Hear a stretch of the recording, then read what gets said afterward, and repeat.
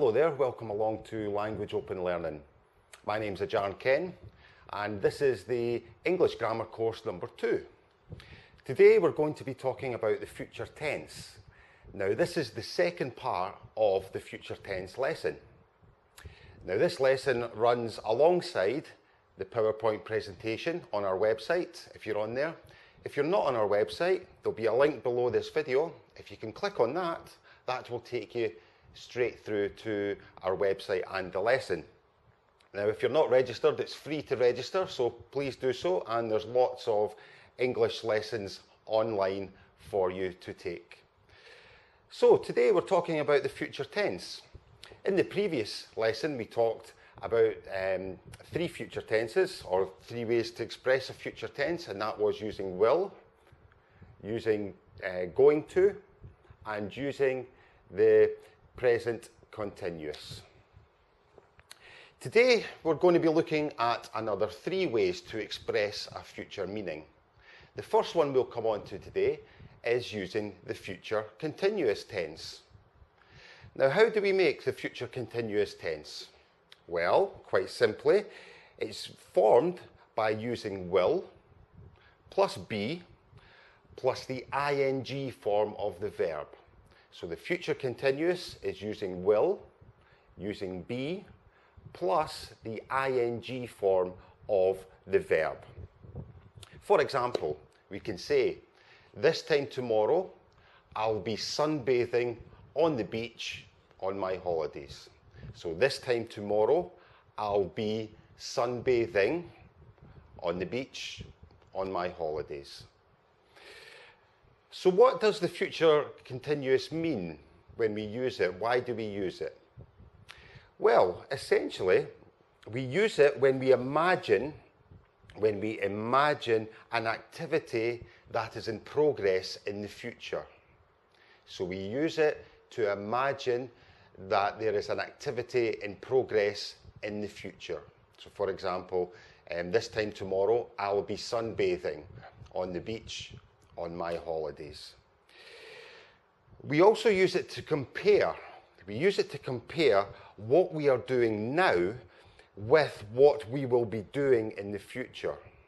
Okay, so the second one is we use it when we compare something that we are doing now to something that we will be doing in the future. And when we do this, there is nearly always a time expression. I'll give you an example. We can say, where will you be living in 5 years' time? Where will you be living in 5 years' time? We also use the future continuous to say that something will definitely happen. Okay? We use the future continuous to say that something will definitely happen. For example, we can say, we'll be holding a meeting soon, so we can decide then. We'll be holding a meeting soon, so we can decide then. So that is telling us that something will definitely happen in the future. So the 3 meanings really for the future continuous are, number 1, when we can imagine an activity in progress in the future. Number 2, when we compare what we are doing now to what we will be doing in the future. And number 3 is we use it to say that something will definitely happen in the future. So that's the future continuous. Let's look at the future perfect tense. The future perfect tense. How is this formed? How do we write this? Well, the future perfect tense is using will with have with the past participle. Okay, so it's will plus have plus the past participle. I'll give you an example. By the time we get to the cinema, the movie will have started. So by the time we get to the cinema, the movie will have started. So what do we use the future perfect for? Well, we use the future perfect to look back at one point in the future to an earlier event. Okay, so we use it to look back at one point in the future, back to an earlier event. So if you remember, by the time we get to the cinema in the future, the film will have started in the past.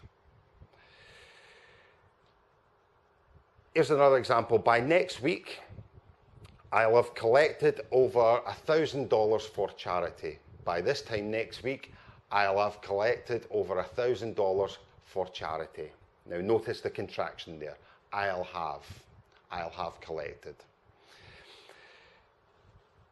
This means that the situation has not yet happened. I haven't collected $1,000, but at a certain time in the future, I will have $1,000. So by this time next week, I'll have collected $1,000 for charity.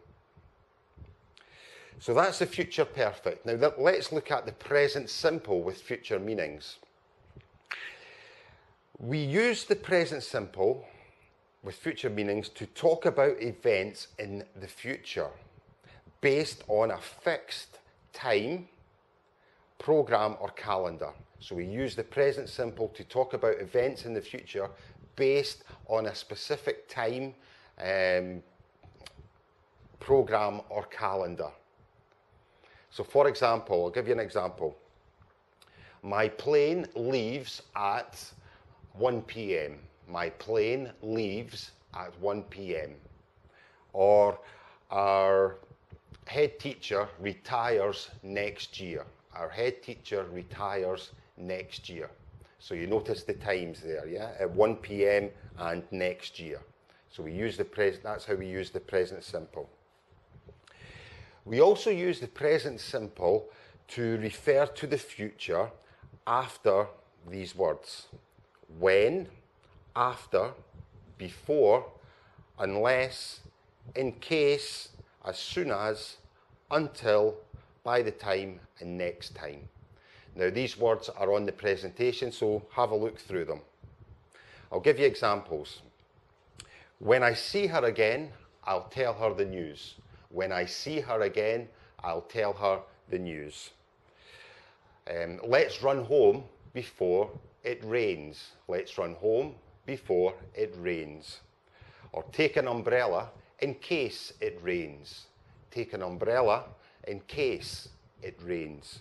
Or please wait here until the doctor comes back. Please wait here until the doctor comes back. We can also use the present perfect words to emphasize that an action is complete. For example, hand in your paper as soon as you have finished. Hand in your paper as soon as you have finished.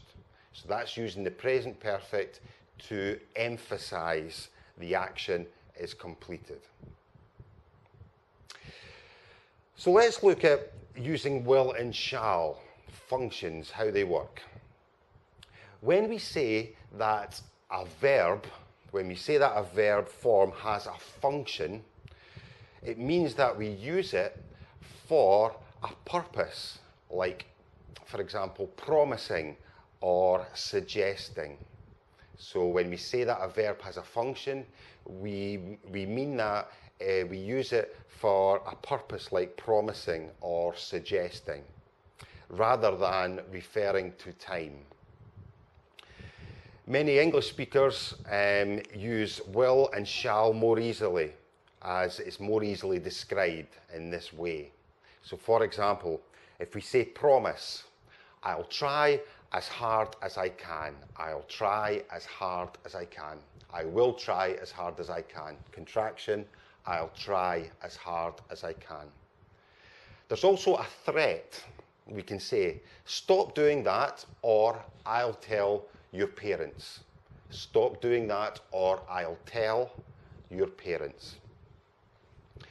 We use it as well for a decision that's made at that moment of speaking, like a spontaneous decision. For example, which one do you want? I'll take the blue one. I'll take the blue one. That's if we're in a shop, for example. So we use it for a decision that is made at the time of speaking, like a spontaneous decision. We also use will or shall in an offer. For example, I'll give you a lift in my car. I'll give you a lift in my car. I will give you a lift. I'll give you a lift. Again, contraction. Will you have some more coffee? Will you have some more coffee? Again, this is an offer. Shall I open the door for you? Shall I open the door for you? Another one is for a request, when we ask for a request. For example, will you carry this bag for me? Will you carry this bag for me? And a suggestion, shall we play tennis? Shall we play tennis? And a parting remark. A parting remark is like when you say something as you leave. For example, I'll see you tomorrow. I'll see you tomorrow. So we use will and shall in a number of ways. For a promise, for a threat, for a decision, a spontaneous decision, for an offer, for a request, for a suggestion, or for a parting remark. So that's the end of the lesson for the future tense number 2. I hope you've enjoyed it and I hope you've followed it. Please feel free to have another look at the presentation. Once you're happy, there should be a green button on the website. If you click that, that will take you onto the future tense number 2 test. So you can see how you're learning, what you've learned, and if there's anything you need to go over again. For those that pass the test, we'll give you a certificate to keep as a certificate of achievement. In the meantime, thanks very much for watching. This is John Ken, and I'll speak to you soon. Thanks for now. Bye for now.